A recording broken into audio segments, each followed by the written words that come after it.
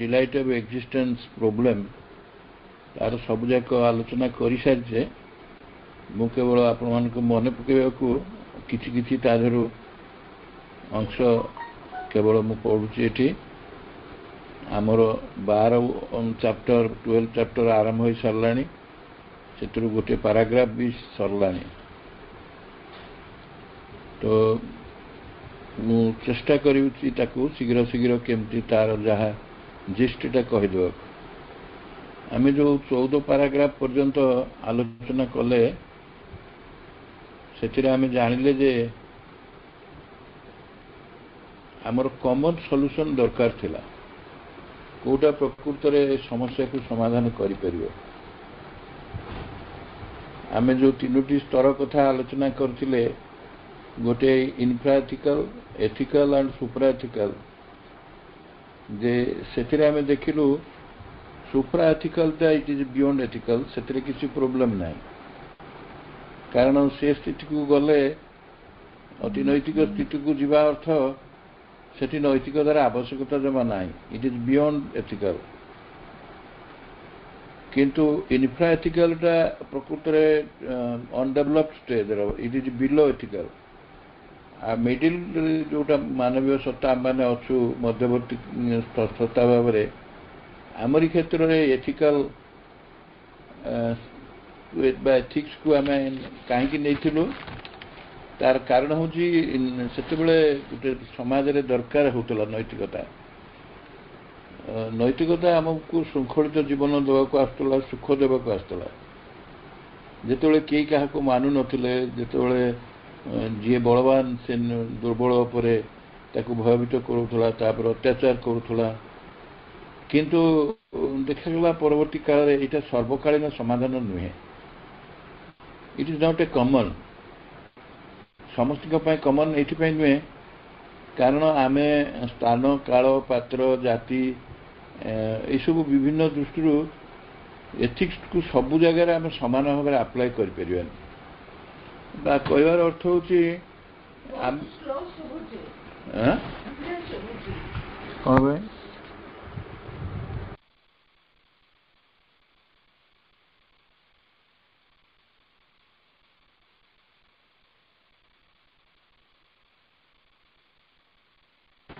कौन कौन कर निजा पूरा से रहा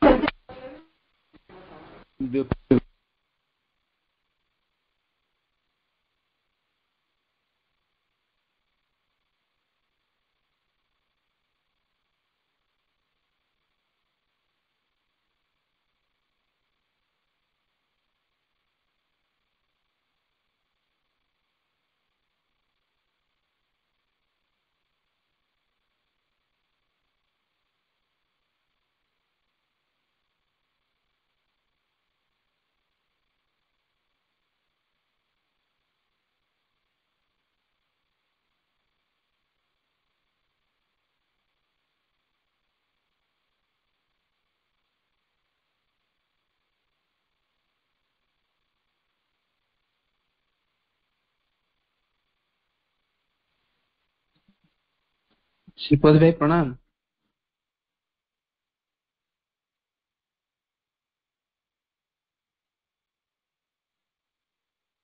श्रीपद भाई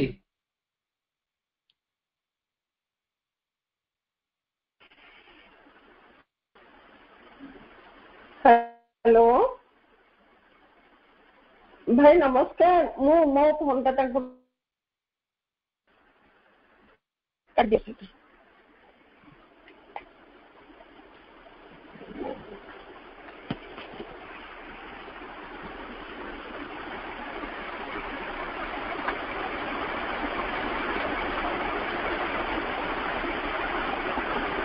मैं चंदी हूँ ले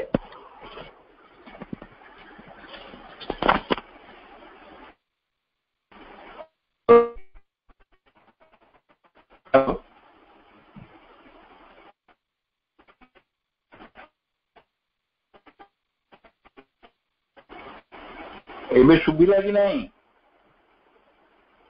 ହ୍ୟାଲୋ।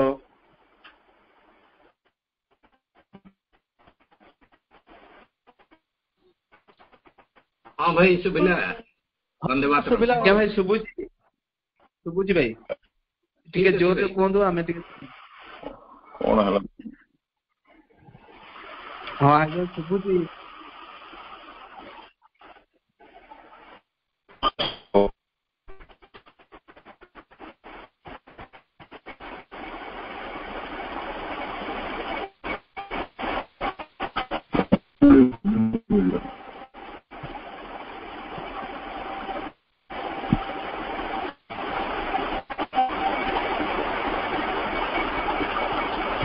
ଆମେ ଗତ ଥର 14th ପାରାଗ୍ରାଫର ଶେଷ ଆଡ଼ିକି ଆମେ ବୁଝିଲେ, ଜାଣିଲେ ଯେ ଏଇ ଜଗତରେ 3ଟି ଲେୟାର୍ସ ଅଛି। ସୋ ଫାର ଆଜ୍ ଏଥିକ୍ସ ଇଜ କନସର୍ନ, ନୈତିକତାର 3ଟି ଯୋଉ ଲେୟାର ବା 3ଟି ସ୍ତର, ସେଗୁଡିକ ହଉଛି infra ethical, ethical and supra ethical. এই যে 3টি স্ତর, যেତେବେଳେ ইনফ্রা এথিকাল ଅଛି সেটা অলরেডি উই হ্যাভ পাস্ট, ଆମେ ଆସିଗଲେଣି ଏଥିକାଲ ଷ୍ଟେଜକୁ।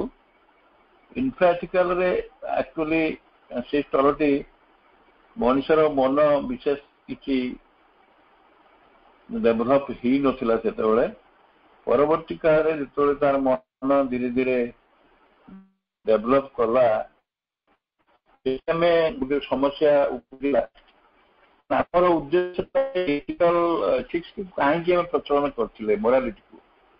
କାରଣ ତାର ଅସଲ ଉଦ୍ଦେଶ୍ୟ ହଉଛି ସମାଜ ଯୋଉ ବିଶୃଙ୍ଖଳିତ ଅବସ୍ଥାରେ ଥିଲା, ଯୋଉମାନଙ୍କର ବଳୁଆ, ଯୋଉମାନଙ୍କର ବେଶୀ ଶକ୍ତି ଅଛି, ଦୁର୍ବଳଙ୍କ ଉପରେ ସେମାନେ ଅତ୍ୟାଚାର କରୁଥିଲେ ଏବଂ ସେମାନେ ସେଥିପାଇଁ ଦୁଃଖ ଯୋଉ ଯନ୍ତ୍ରଣା ଭୋଗୁଥିଲେ, ଏଇସବୁ କଥା ଗୁଡାକ ଥିଲା। ତାପରେ ବିଶେଷ କରି ଆଉ ଗୋଟେ କଥା ଆମେ ଆଲୋଚନା କରିଥିଲେ, that is anti ethical.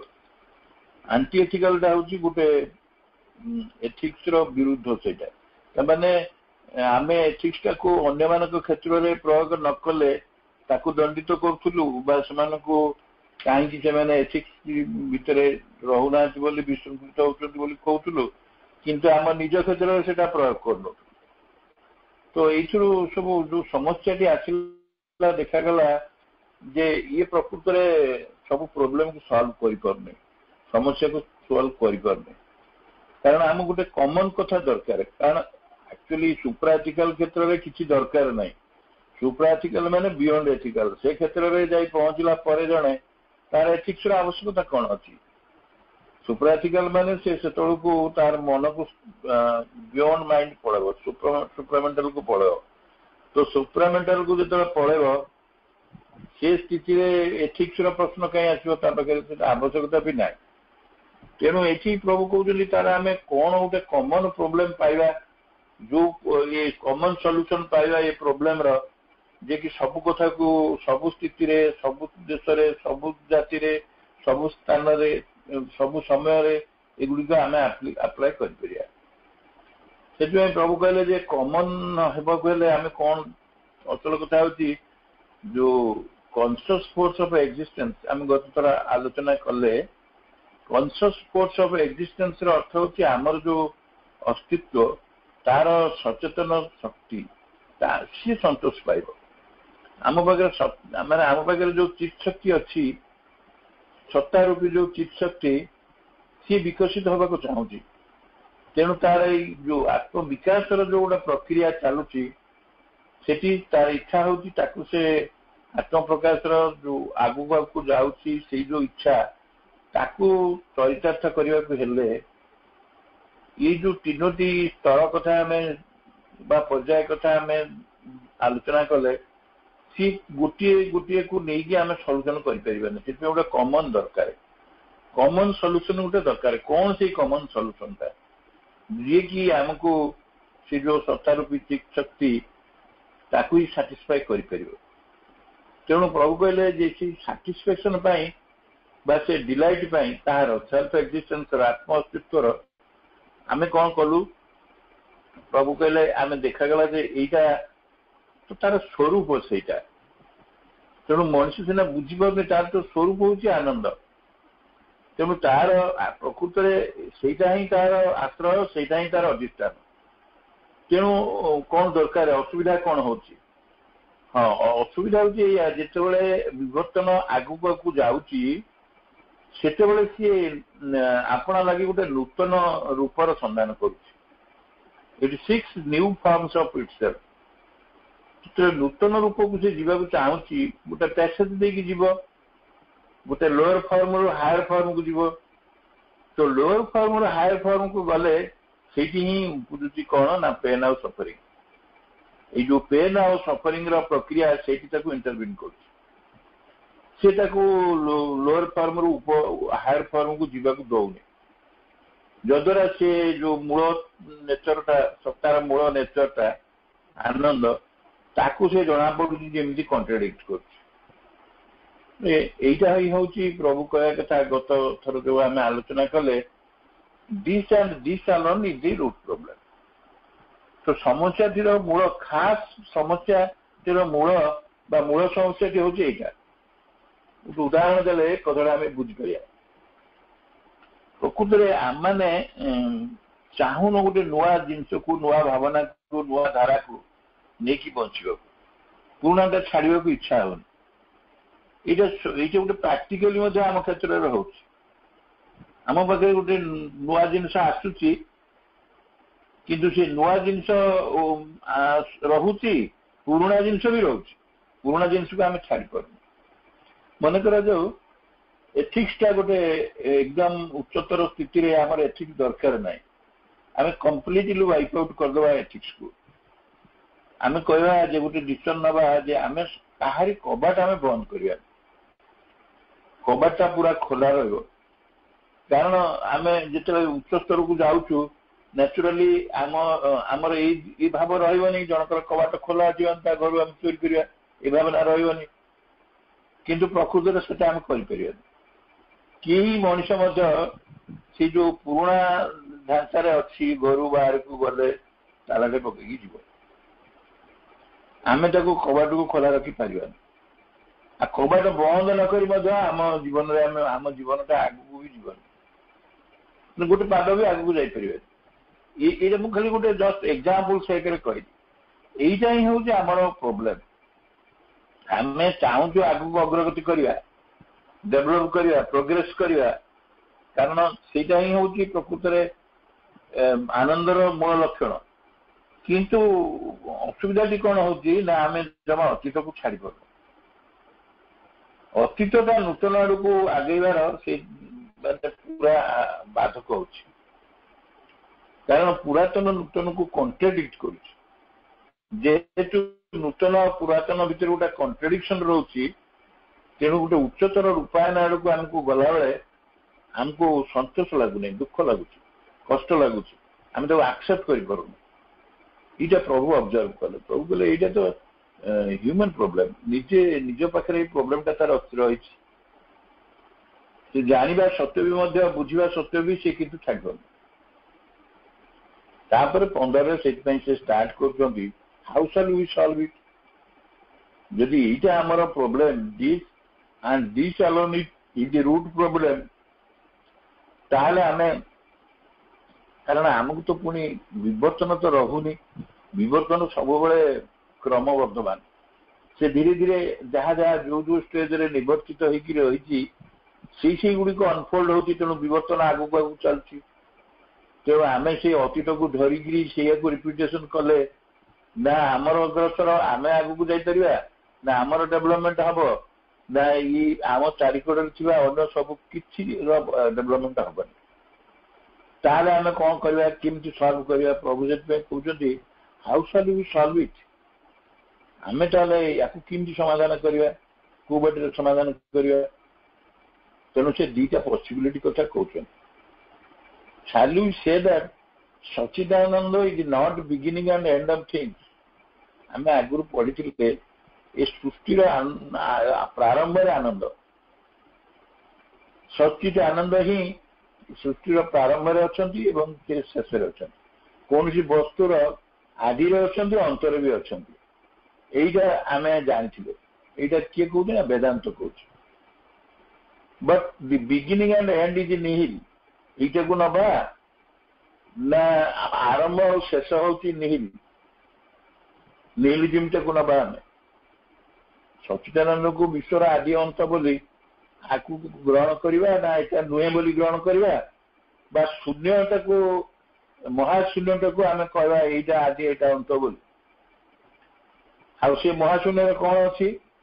an impartial void itself nothing, ମାନେ ନିରପେକ୍ଷ ଭାବରେ ଗୋଟେ ଶୂନ୍ୟତା ଅଛି କିନ୍ତୁ ସେ କିଛି ନୁହେଁ। ଏ କଥା ଗୁଡାକ ଆମକୁ କେମିତି ଗୋଟେ ଆମେ ଆକ୍ସେପ୍ଟ ଇଟ୍, ଇମ୍ପର୍ସିଆଲ ଭଏଡ୍ ସେଥିରେ କିଛି ନାହିଁ, ତାକୁ ଆମେ ବିଗିନିଂ ଆଉ ଏଣ୍ଡ ଭାବରେ କେମିତି ନବା? କିନ୍ତୁ ବୁଦ୍ଧିଜିମ୍ କହୁଛି ବଟ୍ ସେ କହୁଛି ଯେ କଣ୍ଟେନିଂ ଅଲ୍ ପୋଟେନ୍ସିଆଲିଟିଜ୍ ଅଫ୍ ଏକ୍ଜିଷ୍ଟେନ୍ସ, କିନ୍ତୁ ତା ଭିତରେ ସବୁ ସମ୍ଭାବନା ବା ସମ୍ଭାବ୍ୟ ଗୁଡିକ ରହିଛି କାହାର ନା ଅସ୍ତିତ୍ୱର, ସତ୍ତାର, ତା ଭିତରେ ସବୁ ସମ୍ଭାବନା ରହିଛି। କଣ ରହିଛି? ଯେ ସେଗୁଡିକ ହଉଛି consciousness, non consciousness, delight and undelight, ମାନେ ସେଥିରେ ସତ୍ତା ବି ଅଛି ଆଉ ଅସତ୍ତା ବି ଅଛି, ନନ୍ ଏକ୍ଜିଷ୍ଟେନ୍ସ ବି ଅଛି, ଚେତନା ବି ଅଛି, ଅଚେତନା ବି ଅଛି, ଅର୍ଥାତ୍ ବ୍ୟକ୍ତ ବି ଅଛି, ଅବ୍ୟକ୍ତ ବି ଅଛି, ଆଉ ଆନନ୍ଦ ବି ଅଛି, ନିରାନନ୍ଦ ବି ଅଛି। ଏ ପ୍ରଭୁ କହୁଛନ୍ତି ଏଇଟାକୁ କଣ ଅନୁମାନ କରିବା କି ଆମେ? ଏଇଟା ଗୋଟେ ଆନୁମାନିକ ଭାବରେ ଗ୍ରହଣ କରିବା କି? ତ ଏଠି ଦୁଇଟି କଥା ସେ କହିଲେ। ଗୋଟେ ପ୍ରଥମଟା ହଉଛି ସଚ୍ଚିଦାନନ୍ଦଟା ଆମେ ଯୋଉ ଜାଣିଥିଲେ ସଚ୍ଚିଦାନନ୍ଦ ହିଁ ସୃଷ୍ଟିର ଆରମ୍ଭ ଏବଂ ସେ ଶେଷ, ଆଦି ଆଉ ଅନ୍ତ ପ୍ରତ୍ୟେକ ବସ୍ତୁର ମଧ୍ୟ, ସେଇଟାକୁ ଆମେ ଗ୍ରହଣ କରିବା, ତାକୁ ସେଇଟା ବୋଲି ଗ୍ରହଣ କରିବା ନା ଶୂନ୍ୟତାକୁ ମହାଶୂନ୍ୟକୁ ନବା? ଆଉ ମହାଶୂନ୍ୟ ତାର ସ୍ୱରୂପ ଶୂନ୍ୟ ହେଇଥିଲେ ବି ତା ଭିତରେ ସବୁ କିଛି ଅଛି, ସବୁ ସମ୍ଭାବନା ଅଛି। କଣ ଅଛି ସେଥିରେ? ସତ୍ତା ବି ଅଛି, ଅସତ୍ତା ବି ଅଛି, ଚେତନା ବି ଅଛି, ଅଚେତନା ଅଛି, ଆନନ୍ଦ ଅଛି, ନିରାନନ୍ଦ ଅଛି। ये सब से निरपेक्ष भाव में बहन करपार्शियल भॉइड भितर अच्छी इम्पार्शियल भॉइड भितर तेणु आम कौन ये अनुमान को ग्रहण करदे कि देखो प्रभु प्रोब्लेम टाक सल्यूशन करने को जाए निजे को निजे निजे प्रश्न पचार आ निजे निजे पॉसिबिलिटी गुड़ा कहते पुणी निजे निजे समाधान कर बाटा आम देखते कारण देखागला जो मैंने मन करतु बुद्धिजीम कहला जे बा इवन नॉन डुअलिस्टिक मनोजिम भी से आंकर भी शंकरा भी कहले जे आमे कौन करवा ये जगत जमा वास्तव नुहे ये जीवन भी वास्तव नुहे ये कष्ट भोगुचे आम जंत्रणा भोगुचे आउ दुख जंत्रणा को आम न भोगवा को ये जगत को आम छाड़वा कौटी जावा बुद्धिजीम कहला जे आम पूरा कंप्लीट एक्सटिंक्शन कहला निर्वाण कथा कहला आउ ये कौन कहले ये कहले कहले शंकरा जे आम ताले ये समस्या सब समाधान पाखे तो ये जो एक्सेप्ट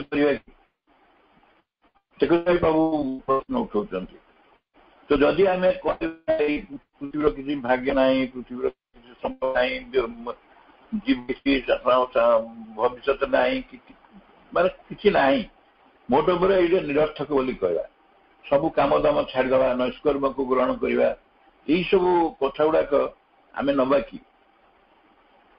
कहते we may accept this answer if we choose but although we seek thereby to explain everything we have really explained nothing देखो केते इंटरेस्टिंग जिनस जदि सेही निहिलिज्म टाको आमे नबा बा कांसेप्ट ऑफ एक्सटिंक्शन टाको नबा किमा इवन साल्वेशन को भी नबा आमे केमती सॉल्यूशन करबा समस्या दुखटा कहीं जंत्रणा कहीं आनंद जदि आनंदमय द्वारा जगत सृष्टि आनंद सृष्टि ये गोटे कंट्राडिक्शन थिला वर्तमान केते कंट्राडिक्शन आसीगला सब जद्वारा आम बुझे पारे तो जिते किसी न बुझा जाए बुझे हुए से आम कौन करूँ सब जगह संभावना को इनक्लूड कर दियो ସେଥିପାଇଁ ପ୍ରଭୁ କହୁଛନ୍ତି ଯଦି ଏ ଉତ୍ତରଟାକୁ ଆମେ ଉତ୍ତର ବୋଲି ଗ୍ରହଣ କରିବା ତାହେଲେ ତ ଆମେ ବହୁତ ଗୁଡେ ଆମ ପାଖରେ ପ୍ରୋବ୍ଲେମ ଆସିଯିବ ଆଉ ତାକୁ ବି ସଲ୍ୟୁସନ କରିବାକୁ ବସିଲେ ବି ଯଥାର୍ଥତା ସେଥିରୁ କିଛି ବ୍ୟାଖ୍ୟା ପାଇପାରିବାନି। ତେଣୁ କଣ କରିବା ସବୁଗୁଡାକୁ ମିଶେଇକିରି ଏକାଠି କରିକି ତାକୁ ତାରି ଭିତରେ ରଖିଦେବା ଇନକ୍ଲୁଡ କରିଦେବା ସବୁ। କାରଣ ଆମେ ତ କିଛି ବୁଝିପାରୁନୁ ବୁଝେଇବୁ କଣ ଆମେ ବି କିଛି ନିହିଲିଜିମରୁ ଶୂନ୍ୟବାଦ ଭିତରେ ବା ଶୂନ୍ୟତା ମହାଶୂନ୍ୟତା ଭିତରେ ଏତେ ଗୁଡିଏ କଥା ଅଛି ବୋଲି ଆମେ ଜାଣିପାରୁନୁ ଆମେ ଗ୍ରହଣ କରିପାରୁନୁ ତାକୁ। ଇଏ ଆହୁରି ବଡ କଣ୍ଟ୍ରାଡିକ୍ସନ ହେଲା ଇଏ ଆହୁରି ଗୋଟେ ବିପରୀତ ବୋଧକ ଭାବ ଆଣିଲା। ସେମାନେ ଛୋଟିଆ କଣ୍ଟ୍ରାଡିକ୍ସନ କୁ ଆମେ ପୁଣି ଗୋଟେ ବଡ କଣ୍ଟ୍ରାଡିକ୍ସନ ଦ୍ୱାରା ଆମେ ତାକୁ ଗଲେ ତାକୁ କଣ୍ଟ୍ରାଡିକ୍ଟ କରିବାକୁ ପୁଣି ଗଲେ। ତେଣୁ କହିଲେ nothing which is potentially is the most complete opposition of terms and things possible, and we have therefore only explained a minor contradiction by measure by driving the self contradiction of the things of their maximum. ତେଣୁ ତାର ଫଳ କଣ ହେଲା ଆମେ ଯାହାକୁ ଗୋଟେ ଅଭାବ ସୂଚକ ଭାବରେ ନେଇଥିଲେ ଆମେ ମହାଶୂନ୍ୟ ବୋଲି ଯାହାକୁ କହୁଥିଲେ ଏବଂ ଆମେ ସେ ମହାଶୂନ୍ୟ ଭିତରେ କହିଲେ ଯେ ସବୁ ଯାକ ସମ୍ଭାବନା ସେଥିରେ ଅଛି। ସେଠି ଚେତନ ଅଛି ଅଚେତନ ଅଛି କନସିୟସନେସ୍ ଅଛି ଅନକନସିୟସନେସ୍ ଅଛି ସେଠି ଆନନ୍ଦ ଅଛି ନିରାନନ୍ଦ ଅଛି ସେଠି ଅସ୍ତିତ୍ୱ ଅଛି ଅନସ୍ତିତ୍ୱ ଅଛି ସେଠି ସତ୍ତା ଅଛି ଅସତ୍ତା ଅଛି। ଏଇ ସବୁ କଥା ଗୁଡାକ ଯଦି ଆମେ ନେଇଯିବା ଏଇଟା ସେ କହୁଛନ୍ତି ଯେ ଏଇଟା ଗୋଟେ ଶବ୍ଦ ଦୃଷ୍ଟିରୁ ସିନା ଆମେ ପ୍ରୟୋଗ କଲେ କିନ୍ତୁ ଆର ଗୋଟେ ବୃହତ୍ତର ବିରୋଧ ଏଠି ଆସିଲା। କେମିତି ଆସିଲା ନା ଗୋଟେ ଛୋଟିଆ ବିରୋଧ ଆମ ପାଖରେ ଥିଲା। ଛୋଟିଆଟା କଣ ଯେ ଆମ ପାଖରେ ସେଇ ସମସ୍ୟାଟା ମୂଳ ରହିଛି କଣ ନା ସେ ତ ଆନନ୍ଦମୟ ସେଇ ଆନନ୍ଦରୁ ତ ଏଇ ଜଗତ ସୃଷ୍ଟି ସେ ତ ଆରି ଭିତରେ ପ୍ରବିଷ୍ଟ ଆମର ତ ସେଇଟା ସ୍ୱଭାବ ଆମର ସେଟା ଆମେ ତ ସେଇଥିରୁ ଆରମ୍ଭ ହେଇଛେ ଆମ ଜୀବନ ଆରମ୍ଭ ହେଇଛେ ଆଉ ସେ ସବୁ ଭିତରେ ବସ୍ତୁରେ ବ୍ୟକ୍ତିରେ ଜୀବସକଳ ଭିତରେ ଅଛନ୍ତି ପୁଣି ସେଇଠି ଶେଷ ହବ। ତେଣୁ ଦୁଃଖ ଯନ୍ତ୍ରଣା କାହିଁକି ଆସୁଛି କିନ୍ତୁ ଇଏ ଯୋଉ କଣ୍ଟ୍ରାଡିକ୍ସନଟା ଆହୁରି ବଡ ହେଇଗଲା ଇଏ ମେଜର ହେଇଗଲା ପୁରା। ଇଏ ମେଜର କଣ୍ଟ୍ରାଡିକ୍ସନଟା କଣ କଲା ନା ଆପଣଙ୍କୁ ସେ କଣ୍ଟ୍ରାଡିକ୍ଟ କଲା। ଏତେ ଯୋଉ ବିରୋଧ ଆସିଲା ଯେ ତାର ମୀମାଂସା ଆମେ କିଛି କରିପାରିବାନି ବରଂ ଏଇଟା ଆହୁରି ବେଶୀ କମ୍ପ୍ଲିକେସନ ଦେଲା ଏବଂ ଏଇଟା ମ୍ୟାକ୍ସିମମ୍ ଷ୍ଟେଜ ଅବସ୍ଥାକୁ ପଳେଇଲା ପୁରା। ଗୋଟେ ମିନିମମ୍ ଷ୍ଟେଜରେ ଥିଲା କଣ୍ଟ୍ରାଡିକ୍ସନ ବର୍ତ୍ତମାନ ଏଟା ମ୍ୟାକ୍ସିମାଇଜ ହେଇଗଲା। ସୁତରାଂ କଣ ହବ ଏମିତି ଯେତେବେଳେ ଦେଖାଗଲା ଦୁଇଟା ପସିବିଲିଟି ଭିତରୁ ସେକେଣ୍ଡ ପସିବିଲିଟି ନିହିଲିଜିମଟା ଭିତରେ ଆହୁରି ବେଶୀ କଣ୍ଟ୍ରାଡିକ୍ସନ ଆସିଲା ଏବଂ ସେଇଟା ପାଇଁ ତାଙ୍କୁ କଣ କରାଯିବ ପ୍ରଭୁ କହିଲେ କଣ କରାଯିବ ତାକୁ ଗୋଟେ କାରଣ ବି ଦର୍ଶାଇଲେ କଣ ବିଶୃଙ୍ଖଳା ହବ କାହିଁକି ଅସୁବିଧା ହବ କୋଉ ଜିନିଷଟା ଅନିର୍ଦ୍ଦିଷ୍ଟତା ଆଡକୁ ଇନଡିଟରମିନେଟ୍ ଆଡକୁ କାହିଁକି ନବ। ତେଣୁ ସେ କହୁଛନ୍ତି ଏ ନିହିଲଟା ହଉଛି ଗୋଟେ ଭଏଡ୍ ସେଠି ପୋଟେନ୍ସିଆଲିଟି କୋଉଠୁ ଆସିବ ମହାଶୂନ୍ୟ କେବଳ ଶୂନ୍ୟ ବା ସେଠି ତ ସେ ଅଭାବକୁ ବୁଝଉଛି। ତେଣୁ ସେଥିରେ ତ ସମ୍ଭାବନାର ଅନ୍ତର୍ନିହିତ ହେବାର ପ୍ରଶ୍ନ ହିଁ ଉଠୁନି ତା ଭିତରେ ଯୋଉ ଅନ୍ତର୍ନିହିତ ରହିଛି ହେଇକିରି ତ ପ୍ରଶ୍ନ ଉଠୁନି। ତ ଏଇଟା ଗୋଟେ ଇମ୍ପାର୍ସିଆଲ ଇନଡିଟରମିନେଟ୍ ଅଫ୍ ଅଲ୍ ପୋଟେନ୍ସିଆଲିଟି। ତ ଏଇଟାକୁ କୁହାଯିବ ଯେ ଯେତେ ସମ୍ଭାବନା ଅଛି ଯେତେ ଅନିର୍ଦ୍ଦିଷ୍ଟତା ଅଛି ଯେତେ ନିର୍ବିଶେଷତା ଅଛି ଏଗୁଡିକ ତ ତା ଭିତରେ ସମ୍ଭବ ହବନି ବରଂ ବିଶୃଙ୍ଖଳିତ ହେଇଯିବ in କାଓସ୍। And that we have done is to put chaos into the void without explaining how it got there. ଯେହେତୁ ଏଗୁଡିକ ଆମେ ସମ୍ଭବ କଥା ନୁହେଁ ତେଣୁ ଆମେ କଣ କରୁଛେ ଆକୁ ଗୋଟେ ମହାବିଶୃଙ୍ଖଳା ବୋଲି କହିବା ବା ଏଇଟା ଗୋଟେ ପ୍ରକାର ଅରାଜକତା ବୋଲି କହିବା। ତେଣୁ ଆମେ ତାକୁ ଏକ୍ସପ୍ଲେନ କରିପାରୁନୁ କିନ୍ତୁ ପ୍ରକୃତରେ ତାକୁ ଏକ୍ସପ୍ଲେନ କିଛି କରିବନି କେମିତି ଏକ୍ସପ୍ଲେନ କରିପାରିବା ତାକୁ ତ କହୁଛେ ସେଇଟା ଶୂନ୍ୟ ମହାଶୂନ୍ୟ ସେଠି ପୋଟେନ୍ସିଆଲିଟି କୋଉଠୁ ଆସିବ ଦେୟାର କ୍ୟାନ୍ ବି ନୋ ପୋଟେନ୍ସିଆଲିଟି ଆଉ ସେଠି କିଛି ଡିଟରମିନେଟ୍ ନାହିଁ ନିର୍ଦ୍ଦିଷ୍ଟତା ନାହିଁ ଅନିର୍ଦ୍ଦିଷ୍ଟ ସବୁ ନିରପେକ୍ଷ ଭାବରେ ଇମ୍ପାର୍ସିଆଲ ଇନଡିଟରମିନେଟ୍ ସବୁ ପୋଟେନ୍ସିଆଲ ଯେତେ ସବୁ ସମ୍ଭାବ୍ୟ କଥା ଅଛି ତ এইটা হলে প্রকৃতরে গোটে বিশৃঙ্খলা হয়েଯିବ বিরাট বড় বিশৃঙ্খলা হয়েଯିବ। তেଣୁ ଆମେ ଯାହା କଲେ ଯୋଉ କଥାଟାକୁ ଆମେ ଏଇଟାକୁ ଯଦି ଗ୍ରହଣ କରିନେବା ଆମେ ସେ ଭଏଡ୍ ଭିତରେ जोड़ा भयटा को आनी बहुत अधिक विशृंखला को पुरे दबार कि बुझे पारे इतने कॉम्प्लिकेटेड विशृंखलित हो प्रभु कहते आम बुझे पार अर्थ से जो बुझे पार अर्थ से माने महाशून्य जे सकल संभावनार आकार बोली कही आम ता भितर कौन कर किमती आकार बोली ग्रहण कर जे महाशून्य सीता माने आम गोटे महा अराजकता को आनिकी पूरे दौर तेणु ता भर प्रवेश कला तार कारण भी दर्शाउन कहीं आम पुरौ एत बड़ अराजकता को आनी कहीं पुरौ तार कारण भी आम कहीपर कौन कर दुईटा प्रभु कहते दुईटा जाक पसिबिलिटी को आम चिंता करुले दुईटा जाक पसिबिलिटी गोटे गोटे है सच्चिदानंद आ गोटे है निहिलिज्म तेणु वर्तमान प्रभु कहते let us return then to our original conception of Sachchidananda तेणु ये जो भ्रम आम भितर आसला ये जो प्रकार गोटे विशृंखला आसला अराजकता आसला सृष्टि है गोटे छोटिया कंट्राडिक्शन को आम बड़ कंट्राडिक्शन द्वारा चाहलु एक्सप्लेन कर कि आहरी प्रोब्लेम बेसी हो गला आम ग्रहण कर केमती गोटे महाशून्य भितर ये सकल संभावना आकार कौटू आसला ये तो गोटे महा अराजकता विशृंखलता तेणु आम किमती प्रवेश कला कारण पाऊनु तेणु यही भ्रमरु मुक्ति पाइबा आमको कौन करा पड़ो ना से मूल कथाटा को नवा पड़ो तो मूल कथाटी हूँ सच्चिदानंद जो कथाटी कनसेप्शन टी एवं ओरिजिनल से सी कौन कर आमको जीवा पड़ो ताकू भित्ति करी see whether that foundation a complete solution is not possible अब देखियो पड़े सी संपूर्ण समाधान कर केदूर एपर्यंत श्री अरविंद गोटे एब्सोल्यूट कनक्लूजन दौना आम पुणी विचार को नवा आम देखा जदि आम माइनर कन्ट्राडिक्शन आम सच्चिदानंद सी एत आनंदमय भितर असुख कहीं आसला पाप कहीं आसला दुख कहीं आसला भगवान तो आनंदमय से तो प्रेममय कौटू आसला किंतु निहिलिज्म निहिलिज्म को जो पूर्णता केमती संभावना रहा ये पोटेंशियल गुड़िक केमती रहा ये सब गोटे प्रकार विशृंखला सृष्टि है आम जदि जीवन प्रत्याख्यान करके पड़ा जन्म मृत्युर चक्र मुक्ति पाइबा तार समस्या कौट समाधान है तेणु भयड मध्य संभावना कौटू आसो मूल कथा तेणु प्रभु कहले आम निहिलिज्म को छाड़दे बर्तमान वेदांतर मत को नवा एवं वेदांतर ओरिजिनल कन्सेप्शन को भी नवा सच्चिदानंद एवं देखा जे सी आमको समाधान केदूर दे पारे आमको देखा पड़ो ये अधिक परिपूर्णता अच्छी कि ना समाधान दे पारे आम जा 16 पैराग्राफ आरंभ कर प्रभु जे ये दुईटी कथा भीतर दुईटी तत्व आम जाने गोटे सच्चिदानंद तत्व आ गोटे निहिलिज्म निहिलिज्म भितर बुद्धिस्ट तत्व सहित पार्शियली शंकरांकर तत्व मिशुची कहीं बुद्धिस्ट माने आ गोटे कथा आम जानी रखा बुद्धिस्ट माने आत्मा फात्मा ग्रहण करते आत्मा परमात्मा से नियंत्रण किंतु अल्टीमेट रिजल्ट हूँ ये जगत को छाड़ा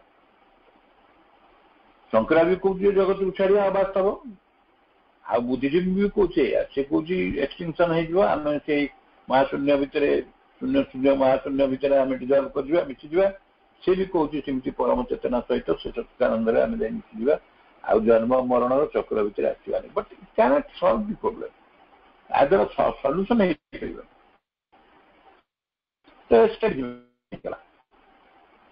प्रभु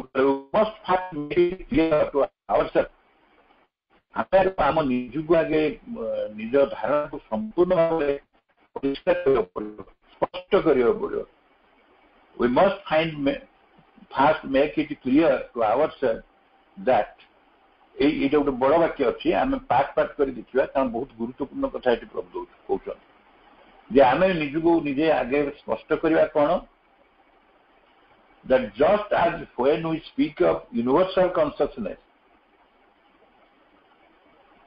as we mean something different from more essential and wider than the working mental consciousness of human being.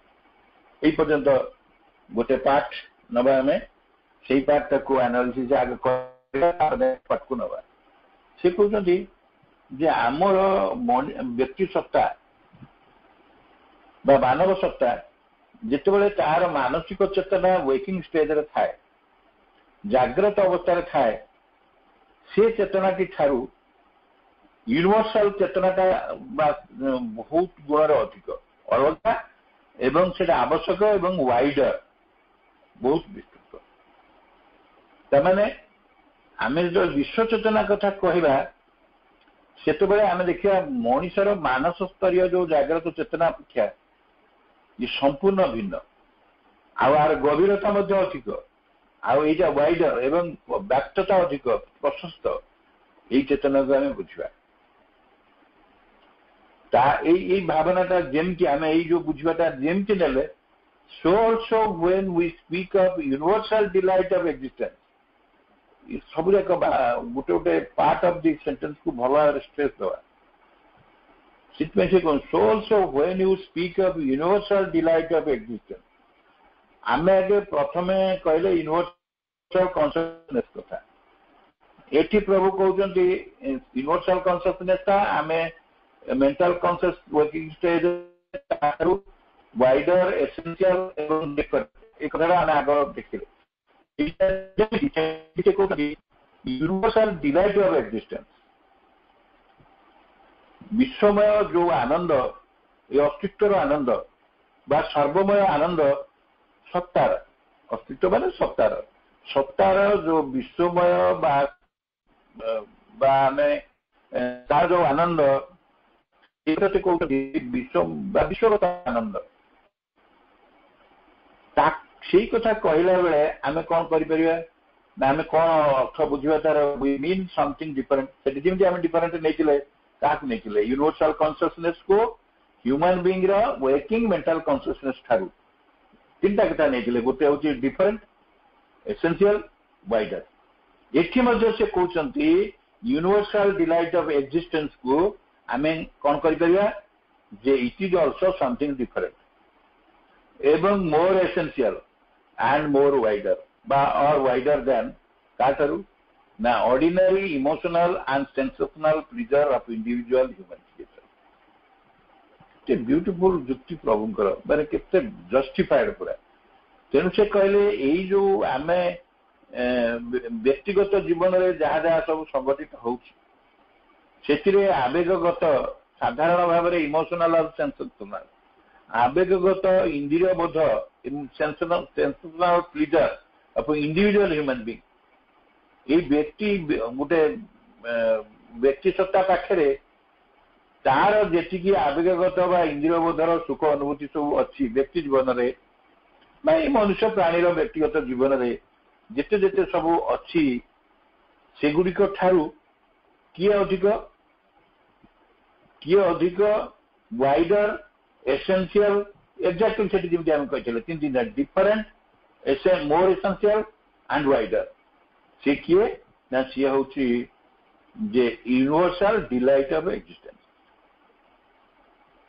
ଅର୍ଥାତ୍ ଏଠି ସେ ପ୍ରଭୁ କହୁଛନ୍ତି ଯେ ସିଏ ଅଧିକ ଗଭୀର, ଅଧିକ ପ୍ରଶସ୍ତ ଏବଂ ଅଧିକ ସେଥିରେ ଅନୁଭୂତି ସମ୍ପନ୍ନ କାହାର ନା ୟୁନିଭର୍ସାଲ ଡିଲାଇଟ୍ ଅଫ ଏକ୍ସିଷ୍ଟେନ୍ସ।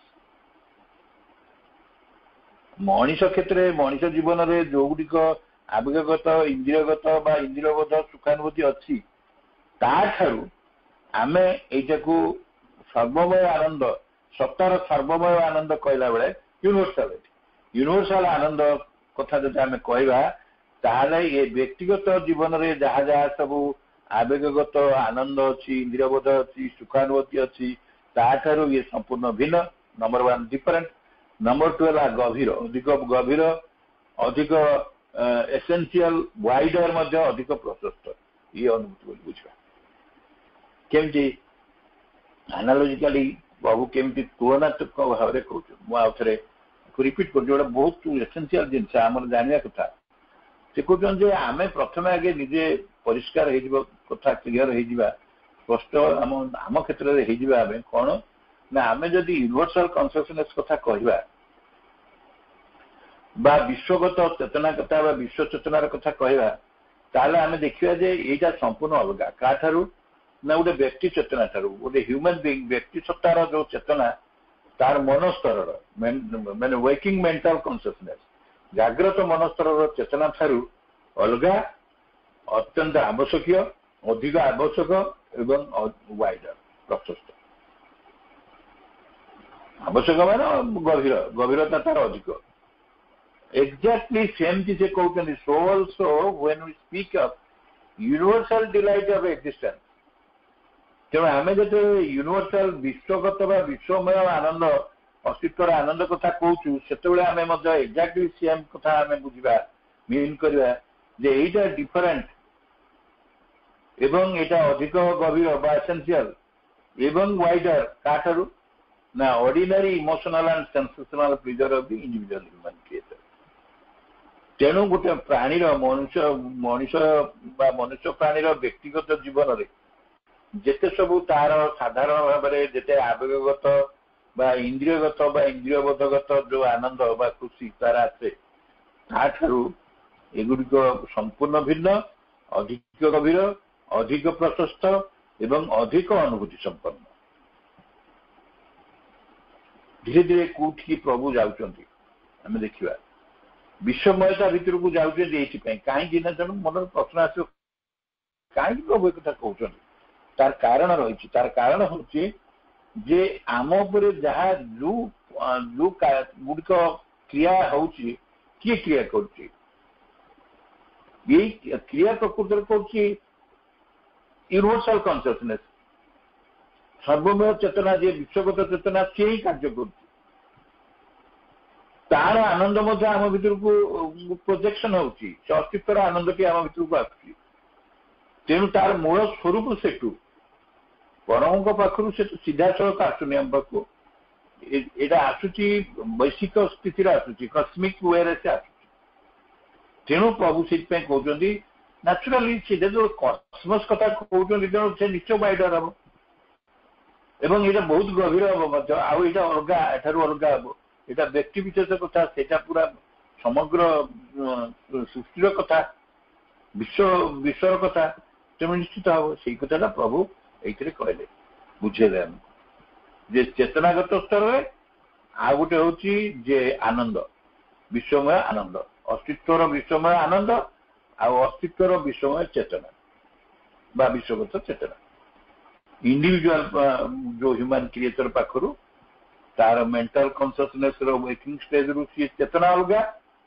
ଆଉ ଏଇଠି ତାର ଯେତେ ସବୁ ଇମୋସନାଲ ସାଧାରଣ ଇମୋସନାଲ ସେନ୍ସେସନାଲ ପ୍ଲେଜର ଅଛି ତାଠାରୁ ଅଲଗା ସମ୍ପୂର୍ଣ୍ଣ ଅଲଗା ଏବଂ ସେଟା ଅଧିକ ଗଭୀର ଏବଂ ଅଧିକ ବାଇଟର ତାପରେ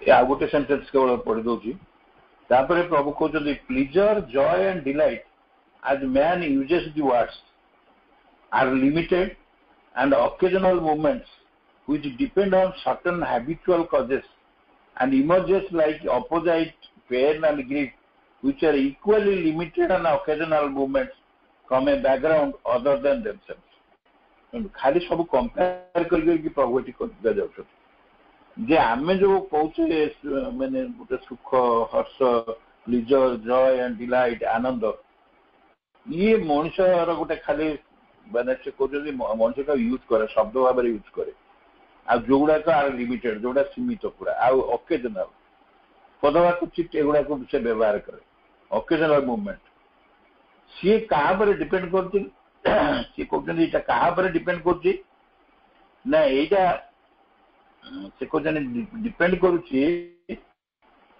ସର୍ଟନ ହାବିଚୁଆଲ କଜେସ୍ ତାର ଅଭ୍ୟସ୍ତ ପୁରା ମଣିଷ ଏଇଥିରେ ଅଭ୍ୟସ୍ତ ଏଇଭଳି ଶବ୍ଦ ସେ ବ୍ୟବହାର କରେ ସୁଖ ହର୍ଷ ଆନନ୍ଦ ତାର ଯେତିକି ସୀମାବଦ୍ଧ ଅନୁଭୂତି ଅଛି ସେଇଟାକୁ ସେ କରେ ସେଗୁଡିକ ମଣିଷ ଚେତନାର ନିଜର ଆୟତନ ଭିତରେ ଏଇଗୁଡ଼ା ସାମୟିକ ସ୍ପନ୍ଦନ ବୋଲି କୁହାଯିବ ଆଉ ସେ ସେଥିରେ ଅଭ୍ୟସ୍ତ ହେଇଥାଏ ପୁରା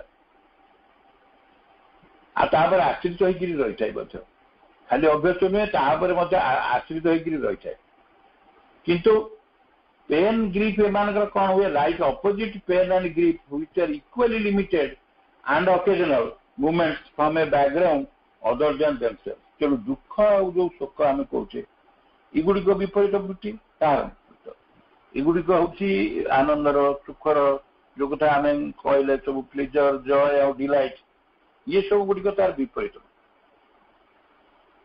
सी से आउ केतक आयतन सिद्ध गोटे सामयिक चेतनार स्पंदन को से बुझाए सी तार गोटे डायमेंशन भितर रहे आउ जो चेतना गुड़िक सामयिक चेतना ओकेजनल मूवमेंट्स से स्पंदन को से बुझाए एवं ये दुईटी जाक वृत्ति गोटे विजातीय पृष्ठभूमि पर उद्भव होती तार जो बैकग्राउंड था से कहते from a background other then themselves माने से कहते वृत्ति गोटे यहीटा हूँ विजातीय अदर देन देमसेल्व्स माने तार जो पृष्ठभूमिटा प्रकृत निर्दिष्टता ना से उद्भव होता कारण डिलाइटा तो यूनिवर्सल से it is not limitable limit कर आत्मस्थित से नेक्स्ट डिस्कशन करवा कोटी कौन पाई आम देखुचे जे प्लीजर एंड पेन जे सेगुड़िक स्थिति कौन तटस्थ अवस्था कौन तार कज कौन ये सब कथा नेक्स्ट ये क्लीयर कर सेन्टेन्स पाखे रखा नेक्स्ट शुक्रवार दिन मुझे चैप्टरटा सहित चेष्टा कर 17टा को पूरा से पैराग्राफ टाक सर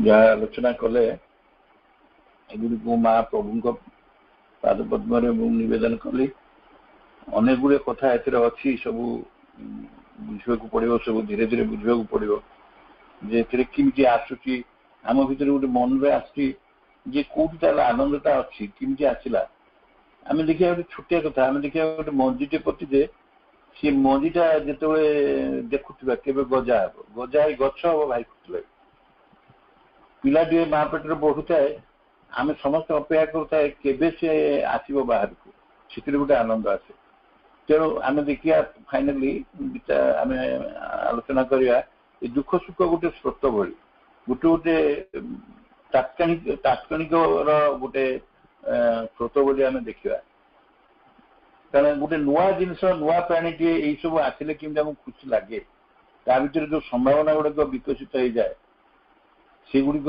आम देखा सी कौटू आसुची तार सोर्स हूँ से सर्वगत व विश्वगत अपरिमेय और स्वयंचित स्थिति से सब आनंद आ ठीक अच्छे आम नेक्स्ट टाइम डिस्कसन करवा ये पर्यंत आम इति आज रखा। वंदे मातरम।